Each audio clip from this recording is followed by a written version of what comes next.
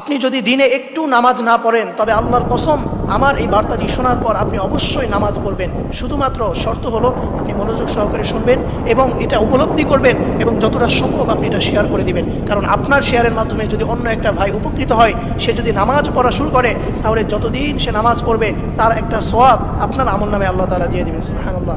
এই জন্য প্রিয় ভাই, প্রিয় বোনেরা, অবশ্যই আপনি মনোযোগ সহকারে শুনবেন।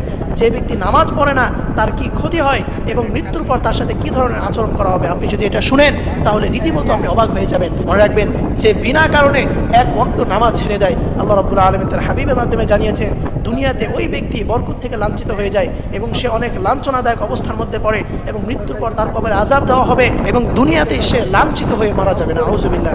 এই জন্য প্রিয় ভাই, প্রিয় বোনেরা, এবং আল্লাহ রাসূল সাল্লাল্লাহু আলাইহি ওয়াসাল্লাম এক হাদিসের ভিতরে বলে দিয়েছেন যে ব্যক্তি বিনা কারণে এক ওয়াক্ত নামাজ ছেড়ে দেয়, জেনে বুঝে জাহান্নামের কোনো একটা দরজায় তার সেই নাম লিখে দেওয়া হয় এবং সেই জাহান্নামটা